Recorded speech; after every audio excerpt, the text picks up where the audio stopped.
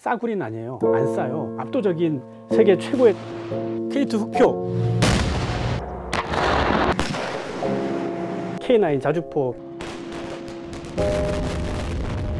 그런데 K방산에 한계가 있어요. 우리가 전쟁이 딱 터지면 북한은 어디를 먼저 때릴 것 같습니까? 점점점 방산 수출 시장에서 한국에 대한 견제가 심해질 수밖에 없어요. 그래서 조건으로 키워나가야 되죠. 들을수록 똑똑해지는 지식 뉴스! 노르웨이에서 혁혁한 성과를 올렸다고 했지 않습니까? 노르웨이 군에서 차기 전차를 구입하겠다라는 사업을 내놓으니까 최종 후보로 올랐던 게 우리 K2 흑표하고 독일 레오파드. 그런데 레오파드라는 세계적인 전차를 사격해서 그리고 기동해서 완전히 따돌려버리는 그런 성과를 거뒀는데, 그때 노르웨이는 뭘 선택했느냐? 레오파드를 선택했어요. 안녕하십니까. SBS 국방 전문 기자 김태훈입니다. 그게 왜 그러냐? 레오파드 독일 거지 않습니까? 독일의 정치력이 유럽에서는 막강하잖아요.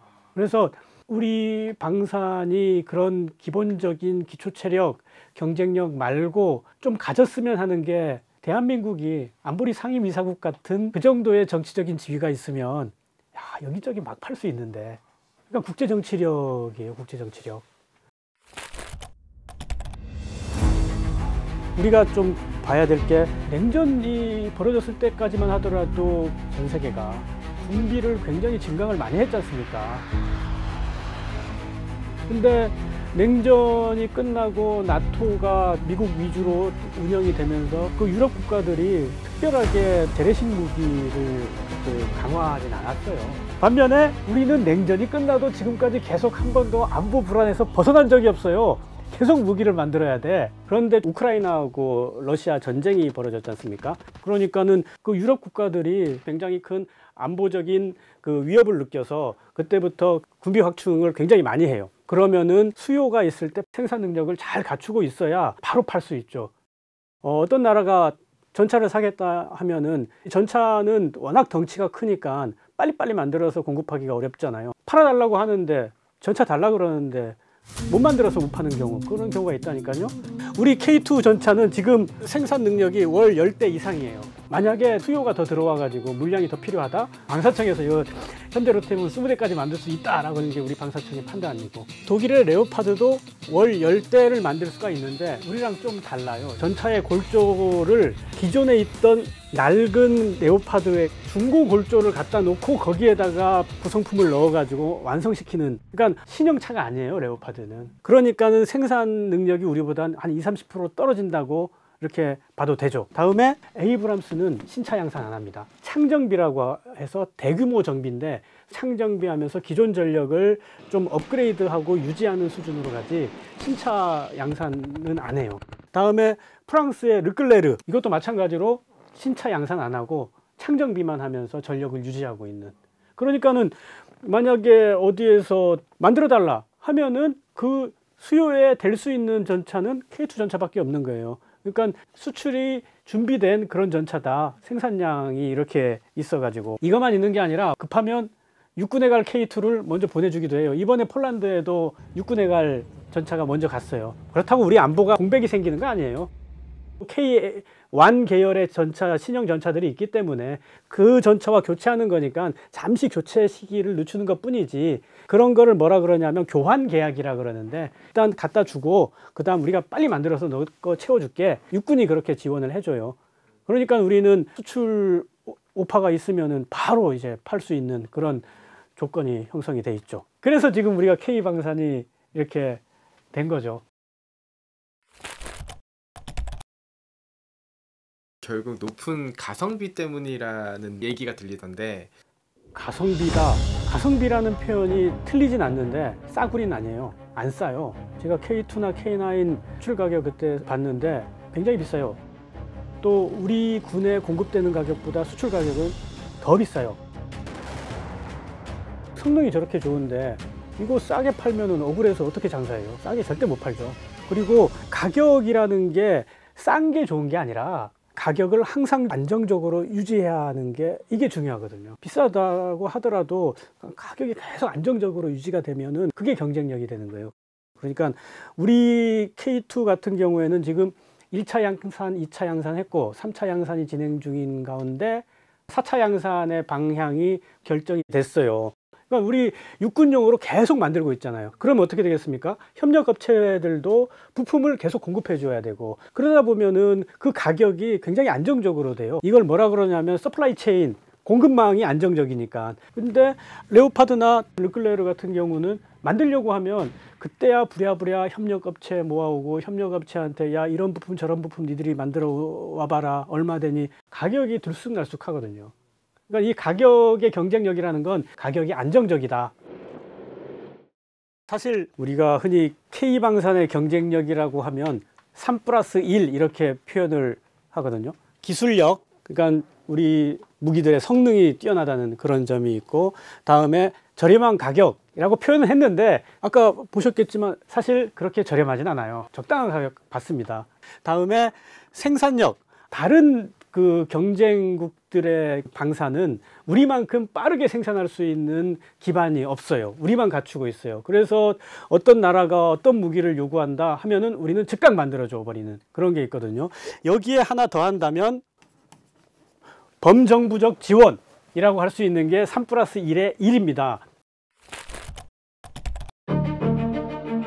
범정부적 지원은 뭐냐면, 방사청은 원래 그 업무 중에 하나가 방산 수출 지원이니까 그 역할을 열심히 하는 거고, 국방부나 각군 지휘부는 해외에 나갈 때마다 방산 마케터 역할을 해요. 신원식 국방장관이 호주를 방문했는데 일정의 절반은 우리 함정 수출 뭐 그런 마케팅 하는데 일정을 할애했을 정도고요.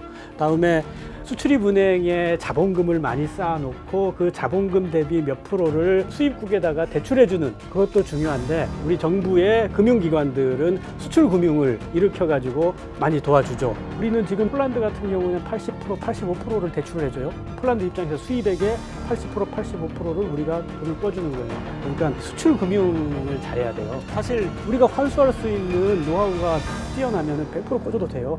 프랑스나 영국 같은 경우에는 그 수출금융의 노하우가 뛰어나가지고 무슨 수를 써서라도 돈을 받아온다는 거예요. 결국에는 수출금융이 굉장히 발달해야 방산도 동시에 같이 클 수 있는, 방산 수출도 늘어날 수 있게 되는 거예요. 이런 게 우리의 방산 수출의 경쟁력이다 라고 할 수 있는데, 우리의 이 3+1 경쟁력과 좀 상충되게 한계가 있어요. 아까 말씀드린 국제 정치력, 우리는 그런 국제 정치력이 없어요. 아직은. 방산 무기 시장의 한계라고 하면 일반 상품과 너무너무 다른 게 이 무기거든요. 이를테면 삼성이 휴대폰을 만들었다, 품질 좋고 가격 싸다 하게 되면 미국도 살 테고, 러시아, 중국, 뭐 이란, 시리아 다 살 거예요.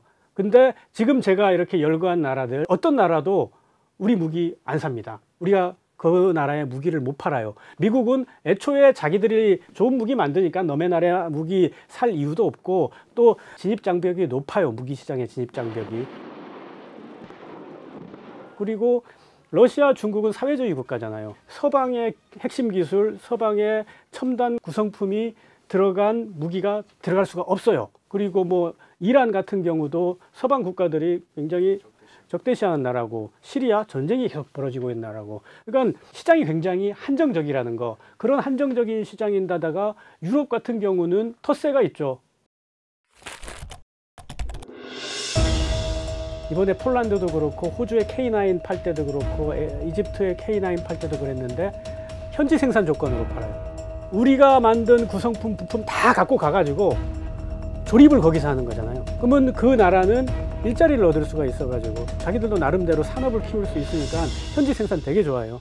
특히 EU가 회원국들한테 EU 무기의 쿼터를 20%였는데 그걸 지금 50%로 올리자고 하고 있어요. 그러면 우리 시장이 유럽의 80% 시장이었다가 50%로 확 줄어버리는 거죠. 그럴 때 현지 생산으로 수출을 하면 K2나 K9을 폴란드에서 자기들이 만들어가지고 팔 거 아니에요. 그러면 거기에 들어가는 부품이나 구성품은 다 우리 거예요. 우리가 돈 버는 거죠. 물론 조립하는 그 단가는 폴란드가 먹는데 그래도 우리가 돈을 더 많이 벌게 되는 거죠. 그래서 완제품을 수출하는 것도 좋지만 현지 생산 조건으로 팔거나 그런 식으로 하면서 시장을 키워나가야 되죠. 지금 점점점 방산 수출 시장에서 한국에 대한 견제가 심해질 수밖에 없는데 워낙에 잘해버리니까 그런 거를 넘어갈 수 있는 방법들이지 않을까 그렇게 생각합니다. 본에서 조립한다고 했을 때 안보와 되게 직결되고 또 기술 유출이라는 문제가 생기잖아요. 그래서 EL이라는 게 있어요. 익스포트 라이센스라고. 우리 FA50에 우리 K2 전차에 K9 자주포에 80~90% 써 있지만은 어떤 핵심 기술들은 우리 게 아니란 말이에요. 그럼 그걸 수출할 때 원천 기술 국가로부터 우리가 허가를 받아야 돼요. 내가 저런 나라에 수출하겠다, 저런 나라에 수출하겠다. 그럴 때 자꾸 문제가 생기는 게 이슬람 국가예요. 그러니까 서방 국가가 아주 고급 기술이 들어있는 구성품을 이슬람 국가에 가는 걸 좀 꺼려하는 경우가 종종 있어요. 우리도 미국에서 어떤 무기를 사왔을 때 미국이 아예 열어보지도 못하게 하는 부품들이 있습니다. 그리고 방산 수출은 우리 업체가 돈을 버는 건데 크게 보면 국가 경제가 좋아진다는 차원에서 뭐 안보적인 이익이긴 한데 지금 사람들이 어떤 고민들을 하고 있냐면 방산 수출도 실제로 안보적인 이익이 돌아올 수 있게 그래야 범정부적인 지원을 하는 거에 대한 대가 반대급부가 되는 거니까. 그래서 아까 우리가 새로운 수출의 방법으로 나오고 있는 현지 생산 그런 시스템을 좀 고민하자라는 게 업계에서나 이제 정부에서도 조금씩 나오고 있습니다. 왜냐하면 만약에 전쟁이 딱 터지면 북한은 어디를 먼저 때릴 것 같습니까? 아마 창원을 때릴 거예요. 무기 공장이 다 있으니까. 전쟁 나면 우리가 자주국방의 그런 화수분이 깨져버린다니까요. 그런데 현지 생산 공장을 여기저기 국제적으로 많이 퍼뜨려 놓고 나중에 한반도 유사시에 그 현지 생산 공장에서 잔뜩 만들어 가지고 우리가 살게. 그런 게 있고 우리가 너네한테 수출한 거 우리가 빌렸을게. 우리 무기를 많이 팔아가지고 나중에 빌려올 수 있다면 북한 입장에서는 무슨 생각이 들냐면 쟤네들은 때려본들 계속 들어오는구나. 화수분처럼 계속 무기가 공급이 되는구나. 그 억제력은 어마어마해져요. 그렇게 되면 방산 수출에 대해 가지고 우리가 범정부적인 지원을 하고 국민들이 박수 쳐주고 하는 거 그거 다 이제는 합리적으로 딱 좌우가 맞게 되죠. 전쟁에서 제일 중요한 게 우리가 아군 병력을 얼마나 보호하느냐 그게 굉장히 중요하기 때문에 계속 그거를 추진하고 있어요. 무인화. 이를테면 우리 국방과학의 모든 첨단적인 요소가 다 모여든 게 전투기. 그게 KF-21. 그러니까 항공기도 무인이고 전차도 장갑차도 무인화 계속 시키고 있고 그리고 함정도 잠수정까지 다 무인화 계속 시키고 있어요. 그럼 아마 계속 그렇게 갈 거예요. 그럼에도 최종적인 작전은 사람이 탄 전투기가 벌어지지 않을까. 존 아킬리노라고 미 인도태평양 사령관 그분이 그 얘기를 하던데 무인 항공모함에서 무인기가 뜨는 거는 아마 없을 거라고. 최종 전력은 결국에는 유인일 거다. 근데 우리 군 지휘관들이 항상 유념해야 될 거는 나의 부하들을 이 부하의 가족들한테 안전하게 보내주는 게 그게 네 지휘관들의 가장 큰 목표다. 그걸 잘 유념하고 있어라. 그런 말을 해요. 그러니까 무인의 개념은 사실 그런 거죠. 내 부하들을, 내 장병들을 집에 안전하게 보내줄 수 있는, 가족들 품으로 보내줄 수 있는 그런 수단으로 무인화를 생각해야 되는 거죠. 그럼 제가 마지막으로 좀 드리고 싶은 게 이게 무기산업이라는 게 사실 밝은 면만 있는 게 아니잖아요. 가끔 보면은 시민단체에서 와가지고 그 플래카드에 노워 적어가지고 전차 위에 올라가 있고 자주포에 올라가 있고 그래요. 이게 결국에는 사람을 죽이는 무기니까. 그런데 평시에 이런 걸 갖고 있음으로써 외부 위협으로부터 우리를 침략할 수 없게 딱 틀을 만들어주는 그런 효과도 있죠. 그리고 한번 대소동이 벌어진 적이 있어요. 저녁 6시쯤 지나가지고 사방팔방에서 갑자기 무슨 비행운이 막 날아간다고 경찰서에 전화하고 군부대 전화하고 난리가 난 적이 있어요. 그게 그 고체 로켓 그 ADD 안흥 시험장에서 쏜 거였는데 비밀 사업이라 가지고 아무데도 안 알린 거죠.